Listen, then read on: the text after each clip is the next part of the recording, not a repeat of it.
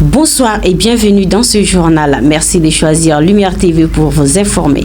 Ce mardi 23 juillet 2024, deuxième jour des différentes rencontres de la commission pour la rédaction de la charte qui s'est tenue au CICB entre les partis politiques et la commission pour la paix et la réconciliation nationale. Suivons les éléments reçus par nos envoyés Amadou Salatouré et Thérèse Dounion. L'une des résolutions principales a porté sur l'élaboration d'une charte pour la paix et la réconciliation nationale. Par décret 2024-0384 PTRM du 28 juin 2024, le chef de l'État a mis en place la commission de rédaction de l'avant-projet de la charte nationale pour la paix et la réconciliation nationale et nommé comme membre un collège d'experts que j'ai l'insigne honneur de présider. Au terme de l'article 2 du décret 2024-0384 PTRM du 28 juin 2024, la commission de rédaction de l'avant-projet de la charte nationale pour la paix et la réconciliation nationale est chargée d'élaborer l'avant-projet de texte de la charte devant constituer le document de référence pour toute initiative, action et activité qui concourent à la sécurité, à la paix, à la réconciliation nationale, à la cohésion sociale et au vivre ensemble au Mali. Dans ce sens, la commission de rédaction, conformément à l'article 8 de son décret de création, a initié une série de rencontres avec les forces vives et envisage des entretiens individuels ou en groupe avec des personnalités et des personnes ressources.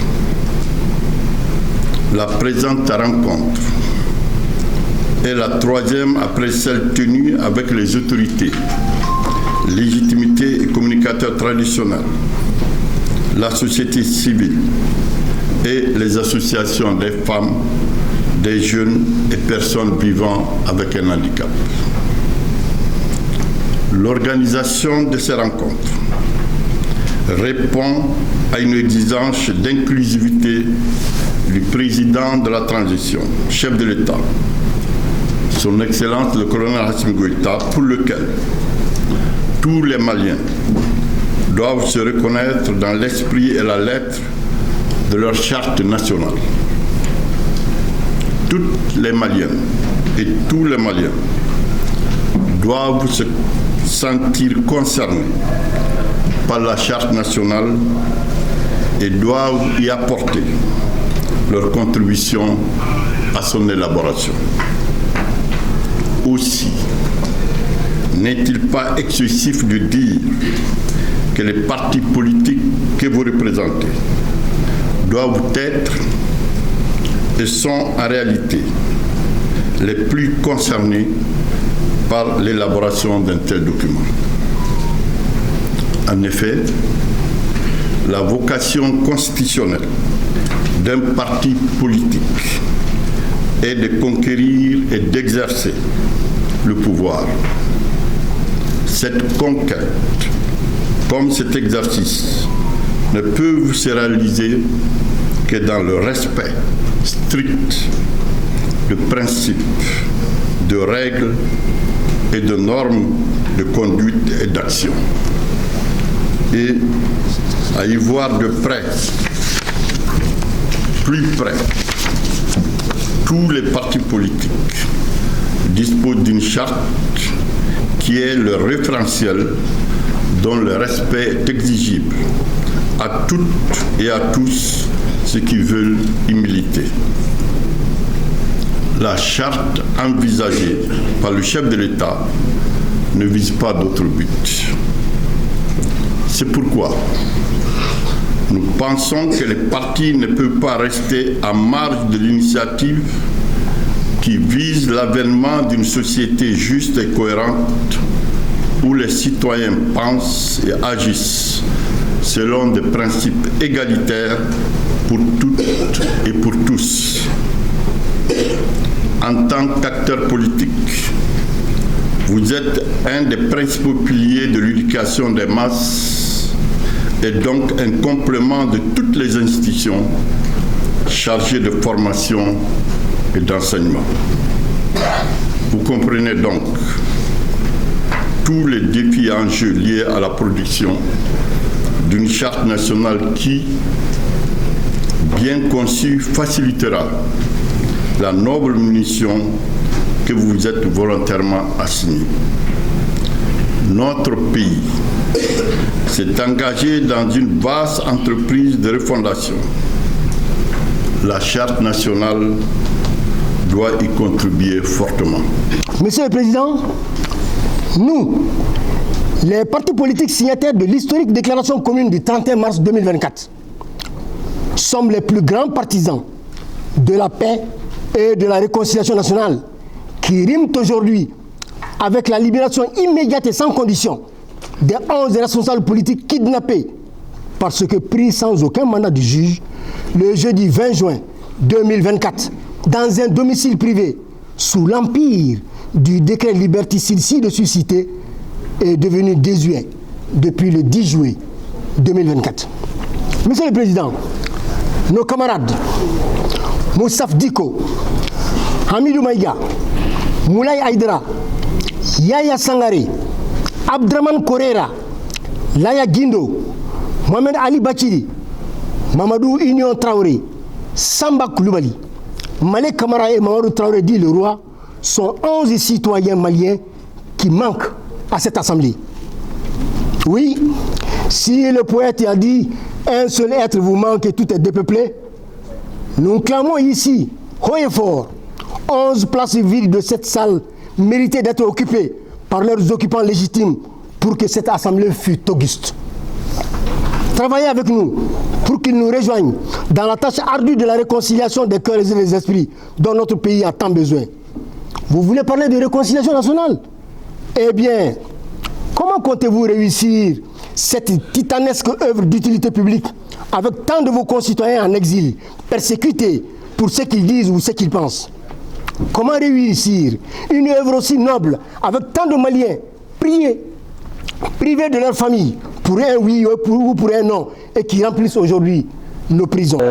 J'ai compris tout simplement que tous ceux qui sont présents dans la salle aujourd'hui ont hâte que la paix revienne dans notre pays, que les Maliens soient réconciliés. Mais de façon divergente, il y en a qui ont posé des conditions. Et ces conditions sont des conditions justes et valables. On ne peut pas aller à la paix et à la réconciliation lorsqu'il y a des frustrations politiques et lorsqu'il y a des frustrations également sociales. Les gens ont parlé et ils ont dit ce qu'ils ont sur le cœur. La paix ne se construit pas en une semaine, en un mois. La paix est un long chemin par lequel il faut passer pour y aboutir. Et pour cela, comme l'ont dit certains, et parmi nous-mêmes, il faudrait que le président qui dirige aujourd'hui cette structure puisse aller voir les Maliens aux profondeurs du Mali. Vous savez qu'aujourd'hui, pour construire cette paix, on ne peut pas la faire sans que les recommandations des assises nationales et du dialogue national inclusif avaient dit de négocier avec les Maliens qui ont pris les armes contre les Maliens. Et ces Maliens aujourd'hui, malheureusement, sont dans une situation de terreur dans notre pays. Il s'agit de deux Maliens, je cite leur nom, Iyad Ghali et Amadou Koufa, qui sont des Maliens, mais qui sèment la terreur au niveau des populations. Toujours avec la charte. Cet après-midi, la commission a fait part avec les syndicats du Mali pour la paix et la réconciliation nationale au CICB. Suivons ensemble les éléments de Amadou Salatouré et Thérèse Dougnon. Des problèmes de notre nation. Mais nous pouvons vous rassurer que du dialogue intermalien À ce jour, la constitution d'une charte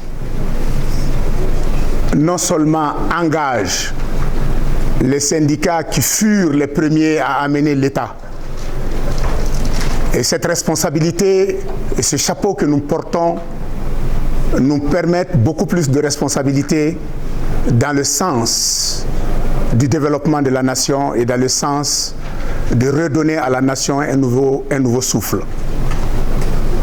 Le président, dans son allocution, a dit, et de la façon la plus subtile possible, que nous sommes tous appelés au rendez-vous de notre pays, et soyez certains que ce n'est pas les syndicats qui resteront à la marge. Nous vous rassurons que nous allons donner le meilleur de nous-mêmes pour répondre par les canaux qu'il faut aux différents questionnaires que vous venez de nous donner, et nous sommes disposés à accompagner les autorités de la République pour redonner à notre pays tout le sens de la nouvelle souveraineté retrouvée. Et soyez certains que sans faute, nous sommes avec vous, nous vous accompagnons et nous donnerons notre point de vue de la façon la plus objective possible. Puisque vous parlez de l'inclusivité, nous avons bel et bien notre rôle à jouer en tant que syndicalistes.